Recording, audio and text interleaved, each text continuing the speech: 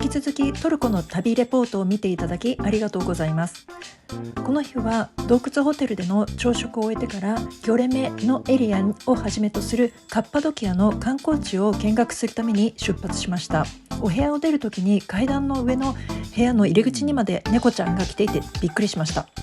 この日も雲行きが少し怪しげで、バスの中から雨のエリアも通りながらなんとか見学する時の大部分は少しは寒かったものの、比較的お天気が安定してくれて雨が降らずに快適に見学することができました。目的地へ到着する前から窓から見える景色はすでに十分に見学している気分になれるほど、地層がむき出しになった独特な光景が広がっています。到着したのは展望台があるギョレメの谷という名前の場所です。そもそもギョレメという名前は見えないとかは見てはいけないという意味なのだそうです。で、この洞窟を利用して大昔から人が住んでいたそうですが、時代が過ぎてキリスト教がイスラム教の迫害から逃れるためにここに住居や教会、そして修道院が存在していたらしいです。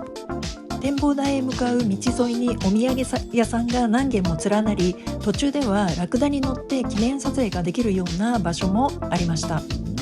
階段がところどころにあるので、場所によっては少し滑りやすいので気をつけながら一番高い展望台のあるところまで歩いていきます。上まで上がると谷の状態になっているギョレメのエリアをぐるっと上から一望できます。ところどころに穴があるのが見えて、そこがくり抜かれているのが遠くからでも確認できます。この一帯はギョレメ国立公園とカッパドキアの岩窟群として1985年にユネスコの世界遺産に指定されている場所なのです。なので一部分ではなく、この辺りが広範囲に特異な地形や岩の形が広がっている景色を目にすることができます。そもそもはアナトリア高原の火山活動により非常に特徴的な形になったものの、その後にキリスト教の遺跡も存在する独特の場所となりました。次にギョレメ野外博物館がある場所へ移動しました。こういった点在する観光地を効率よく見学するのは全くの個人旅行だとやはり難しそうなので、何かしらのツアーに参加する方が結果的にとても便利だと改めて思いました。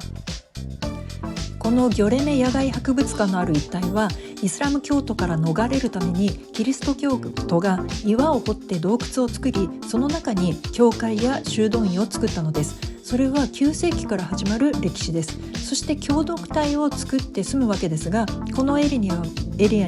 300もの教会が作られたと言われています。このギョレメに教会が建てられたのは西暦850年以降だそうです。私たちもいくつかの教会を見学して、中には入場料をさらに払う暗闇の教会という名前の教会もありましたが、その中に入ると壁や天井にフレスコ画が描かれていました。また修道院としてある洞窟には食堂もあって、洞窟の中を細長いテーブルの部分とそれを囲むように掘られている長いベンチのような椅子の部分も作られていました。フレスコ画を見学していると、特に顔の部分を中心に削られた形跡があって、これには様々な説があるそうですが、後世の私たちからすると少し残念ですよね。内部の撮影は全体的に禁止されているので、よく目に焼き付けておくようにしっかりと見学しました。入り口に戻る途中でトルココーヒーを試飲させてもらえるお店があったのでいただいてみました。飲んだのはピスタチオ入りのコーヒーで、熱した砂の上で専用の小鍋にあらかじめコーヒーの粉と水を先に入れてから熱します。煮立ったらそのままカップに注いで、少しコーヒーの粉が沈殿してから飲むのがトルココーヒーの飲み方です。私はこのピスタチオコーヒーがすごく気に入って買うことにしました。その後バスで向かったのはカーペットの工房です。伺ったのはその名の通りカーペットハウスさんです。工房を案内してくださった方がまずトルコ絨毯の特徴を説明してくださいました。世界で唯一編み方がダブルノットという結び目を倍にする方式で、こうすることでほつれにくく丈夫な絨毯になるのだそうです。こちらではヘケレ絨毯という名称で高級シルク絨毯を職人さんが手作りしているのを間近に見学させてもらいました。見ていると前後の糸を交互に引き出したりしているようなのですが、あまりにも早技で、しかも細かくて、さらにそこにデザインを施していくのがとても信じられない技です。この方は10代の時からこの作業にずっと携わってきていて、かつては平山郁夫さんがこの方に直々にシルクロードをイメージした図柄で絨毯を織ってほしいと依頼されたそうです。しかしご本人はシルクロードのイメージがつかみきれずに、平山さんに質問しながら今その絵柄を絨毯にしていっているということだそうです。シルクの絨毯は単に高級ということだけではなくて、毛が長くてふさふさしたタイプの絨毯と比べて短くてでも丈夫であるので、汚れがつきにくいし落としやすいそうです。そういった説明も聞きながら、実際に茹でている繭からブラシで表面をこするようにして絹糸を紡ぎ出して、その複数の糸をねじって一本にしていく工程も見学しました。一本一本が非常に細い糸でもねじって合わせることで一本にして、細くてもとても丈夫なシルクの糸が出来上がるわけです。こういった説明を聞いてから展示室へ案内されました。ツアーでこの絨毯工房に訪問するのは分かっていたので、この時点では見学して購入するということは考えていませんでした。通路になっている場所からすでにたくさんの仕上がっている絨毯が所狭しと置かれています。部屋ではチャイをいただきながらいろいろな絨毯を見学しました。一見シルクのような手触りの化繊の繊維の絨毯もあります。ただ説明では一方方向に表面を撫でてから逆に撫でようとすると、シルクの場合とは全く手触りが異なって、見ている方向でも光の集まり方で色が異なることを知りました。また下から光を当てて飾ることもできたり、見させていただいた高級品の中では小さい絵画のようなサイズのものは日本の百貨店で2500万円の値段がつけられたというような桁外れのものも見させていただきました。そして我が家にも玄関マットを大切な旅の記念に購入しようということになり、作者のサインが織り込まれている絨毯を選びました。日本の高温多湿の気候にもシルク絨毯は適しているということなので、あえて毎日出入りする玄関マットで愛用したいと思います。こちらも日本への輸送をお願いすることになりました。こちらの工房ではトルコの衣装を羽織って撮影できる部屋もありました。実際にそれをした大人は私一人だったのですが、これも旅の楽しい思い出として写真を撮ってもらいました。その後のランチはオルタヒサル地区の洞窟ホテルの中に入っているフレスコというレストランでいただきました。このレストランはいわゆるルーフトップにあたる上の階にあるので、ホテルの入り口から中に入って階段を上っていきますが、このホテル自体がとても重厚感があり素敵な建物なのがわかります。ここは洞窟住居をリノベーションしてホテルにしたそうで、プールやサウナを備えているらしいです。ホテルとしてもとても魅力的です。私たちはランチのみで訪れましたが、ホテルの雰囲気も少し味わうことができてよかったです。階段を上る途中から外の景色が窓越しに見えて、高台にあるためにこの街がよく見渡せます。レストランエリアはシンプルな四角い部屋でした。窓に囲まれているので明るくて開放的な場所でした。この日のランチはまずスープとサラダをいただきます。この日のスープもお豆をベースにしたポタージュのようなスープで非常に私の好みでした。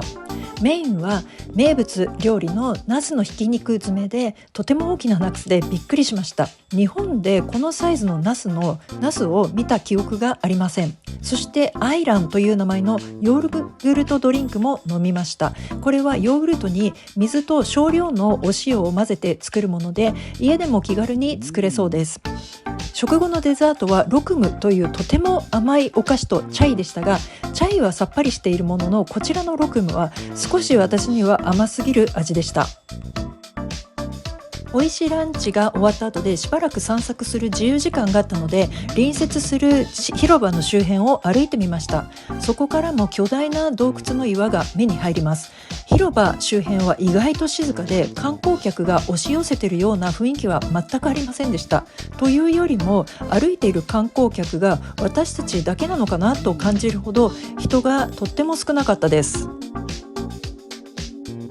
その後再びバスに乗って今度は鳩の谷という場所へ行きました。ここには今現在も鳩がたくさんいますが、ここは人工的に岩にたくさんの鳩小屋を作って鳩の糞を肥料としているそうなのです。そしてまた先ほども目にした尖った要塞という意味があるウチヒサールという名前の城塞も別の方角から見上げることができました。この一帯もたくさんの奇妙な岩が一面にあって、上を見上げながらただただ圧倒されてしまいます。